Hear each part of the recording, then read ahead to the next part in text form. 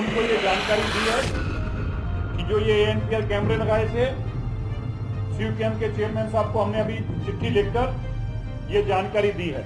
उनको हमने बताया कि जो एएनपीआर कैमरे लगाए हैं ये रोबोट सिस्टम नहीं है।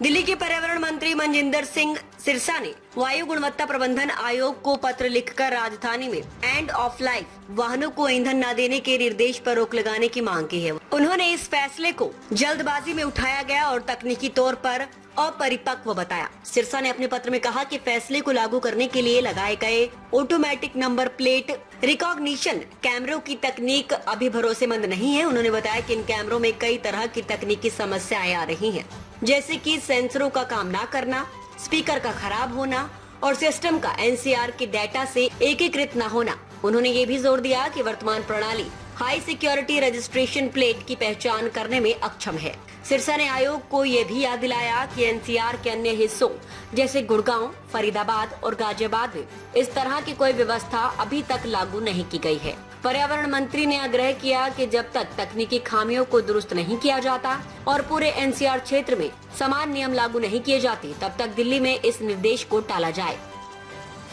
उनको ये जानकारी दी है कि जो ये एएनपीआर कैमरे लगाए थे, सीयूकेएम के चेयरमैन साहब को हमने अभी चिट्ठी लिखकर ये जानकारी दी है। उनको हमने बताया कि जो एएनपीआर कैमरे लगाए हैं ये रोबोट सिस्टम नहीं है। अभी तक इनके अंदर बहुत सारे चैलेंजेस हैं, मैं बताना चाहता हूं पढ़कर। While the automated number plate recognition system cameras have been installed at most of the fuel stations, the system lacks the requisite robustness required for such crucial system. Some of them they are crucial issues related to technological glitch, camera placement, sensors not working, speakers manipulation. ये speakers भी manipulated हैं, ये भी कोई चल नहीं रहे, कोई बोल रहा है कोई नहीं बोल रहा, ये माल फंक्शन एक अलग से है। इसके साथ ही सेंसर्स की प्लेसमेंट, ये सब चैलेंजेस हैं। इसके साथ साथ ये इंटीग्रेटेड भी नहीं है, एनसीआर के डेटा के साथ अभी तक इंटीग्रेटेड भी नहीं हो पाए।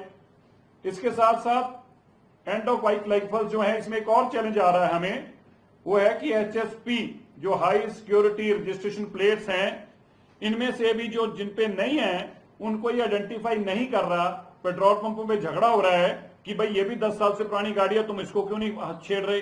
तो ये एक नई बीमारी वहां पर खड़ी हो गई, क्योंकि जो एचएसआरपी प्लेट्स नहीं है उनको ये आइडेंटिफाई नहीं कर पा रहा।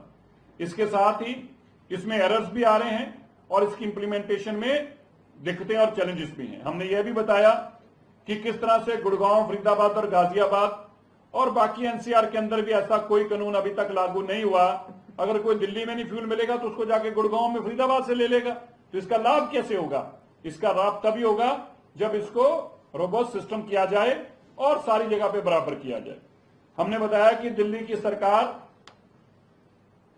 पोल्यूशन के लिए बहुत तेजी से कदम उठाए हैं, डस्ट मिटिगेशन के कदम उठाए हैं, फ्यूल पोल्यूशन के लिए हमने काम किया है, हमने PM 2.5 को कम करने के लिए काम किया है। हमने बताया कि किस तरह से दिल्ली की सरकार इस साल 70 लाख से ज्यादा पेड़ लगाने जा रही है। हमने बताया कि किस तरह से PUC जो पोल्यूशन अंडर कंट्रोल सर्टिफिकेट है उसको हम और मुस्तैदी से जानकारी ले रहे हैं, थर्ड पार्टी उसकी जानकारी लेके